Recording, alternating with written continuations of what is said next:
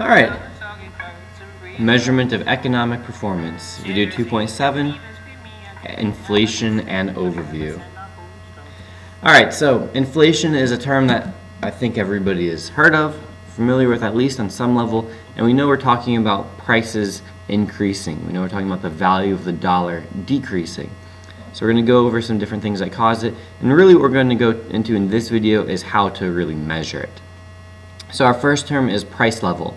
So you're going to hear either the term price level or aggregate price level. What we're talking about is average prices at a specific time. So what we're going to do is, rather than look at every price of every product, because there's an almost endless amount of products in the world or in the country, rather than do that, we are going to assign a single number to represent the average prices in the country at that time.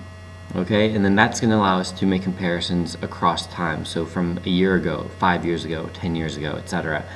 So we aren't going to compare every single number because that would be exhausting and impossible just about. All right, so we're going to come to the idea in a second of where we have real and nominal variables. This actually has already been touched on earlier. We talked about that with GDP, if you remember, real GDP and nominal GDP. Real variables, and that's whatever the real variable is, it doesn't matter, it can be real wages, real income, real GDP. These are measured in physical units. So what that means is that dollars, money, don't matter when we're talking about real variables. When we're talking about real GDP, we are measuring what has been physically produced. Okay? When we look at somebody's real income or real wage, what we're looking at is how much do they produce to earn that money. It's not about the dollar amount that it is, it's well, what do they produce per hour or something to that effect. So when we talk about real variables, they're measured in physical units. They are unaffected by inflation. Okay, so inflation does not affect real variables in the long run. But we deal with nominal variables. Nominal is, so it's not here defined for you, but when we talk about nominal variables, we're talking about things that are influenced by the dollar amounts. That means inflation will have a direct impact on them. So because the dollar is worth less today than it was 100 years ago, people get paid more today than they did then, even if they're not more productive.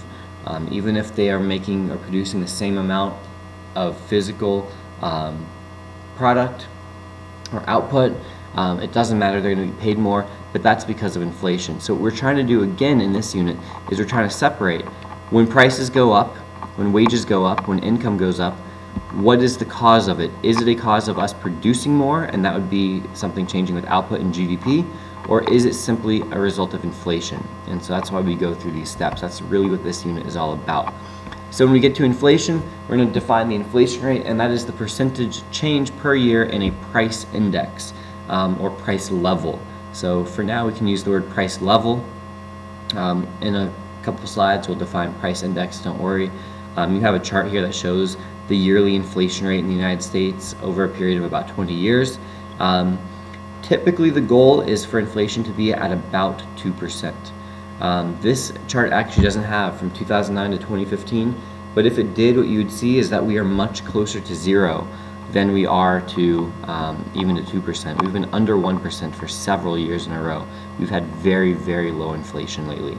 And we can talk about why that is later on. So how do you calculate the inflation rate? Basically, all this is a very simple percent change type of equation. So the inflation rate is equal to the price level in year 2 minus the price level in year 1 divided by the price level in year 1, and you multiply that by 100. Okay, so again, we use single numbers to represent all prices in an economy. So if year 2's price level is 120 and year 1's is 100, the way you would do that, if you want to set it up in practice, you do 120 minus 100 over 100.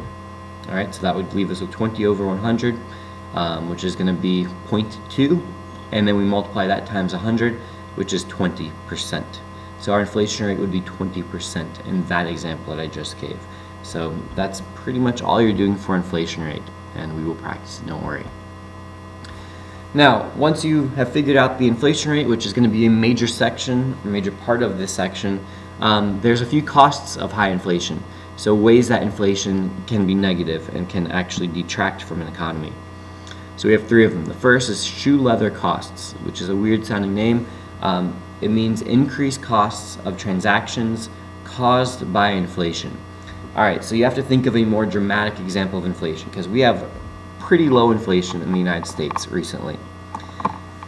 Think historically, like in Germany, 1923.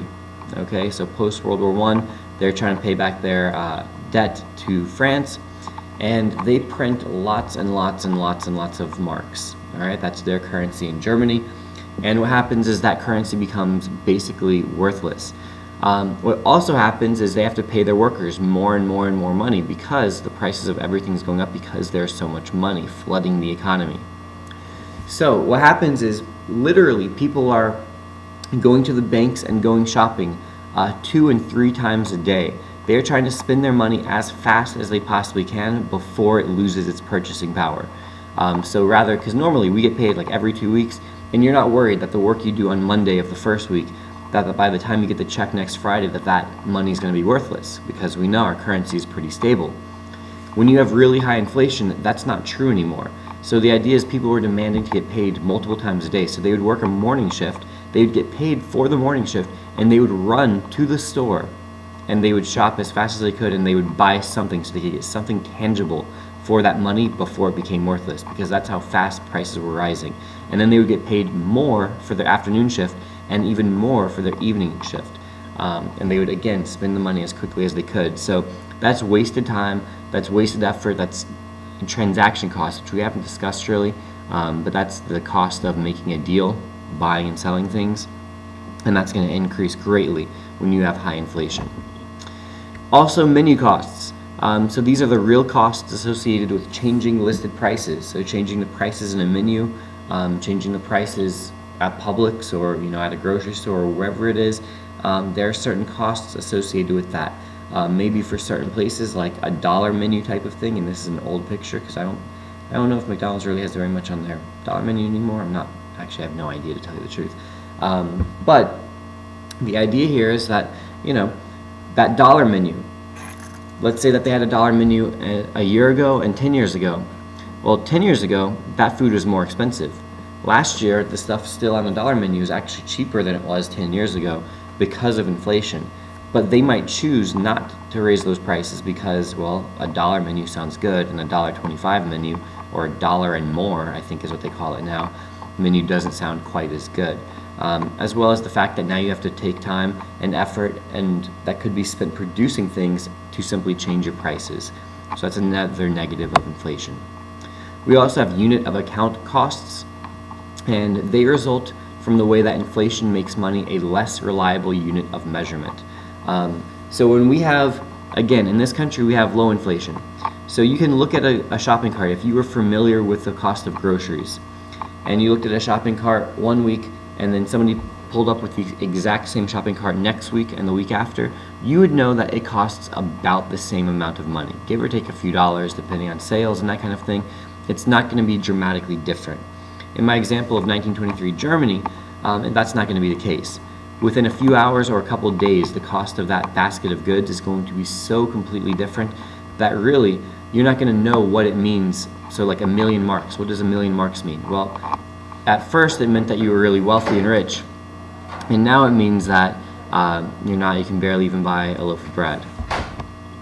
Alright, there are winners and there are losers from inflation. The people who gain from inflation, these are the borrowers. So somebody who is taking out debt, the reason that they gain from inflation is that they get to pay back their debt with money that is worth less, with cheaper dollars. So they benefit. On the other hand, the lender is going to lose because, again, it's just the opposite. They are getting paid back with money that is less valuable, so they lose from high inflation or unexpected inflation, we would say.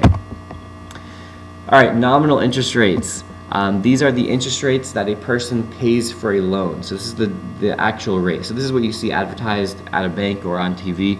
They say to buy a car and you get it for 2% a year. That's that number. That's the nominal interest rate. So there's no math to do to figure out. It is simply the interest rate paid for the loan.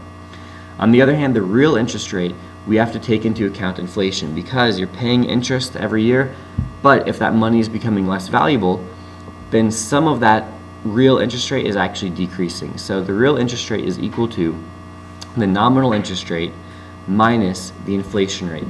So this is probably our easiest calculation of the year, real interest rate. So let's say that our nominal interest rate, so you go to the bank to take out a loan and the interest rate is 6% and the inflation rate is 2%. What is the real interest rate? Well, it's 6 minus 2 equals 4, would be your real interest rate. One thing that you want to remember is that real interest rates can be negative. Nominal interest rates will not be negative. So what could happen is you again take out that loan at 6%, but inflation is higher than expected and is actually 8%. 6 minus 8 is negative 2%. So that would be your real interest rate.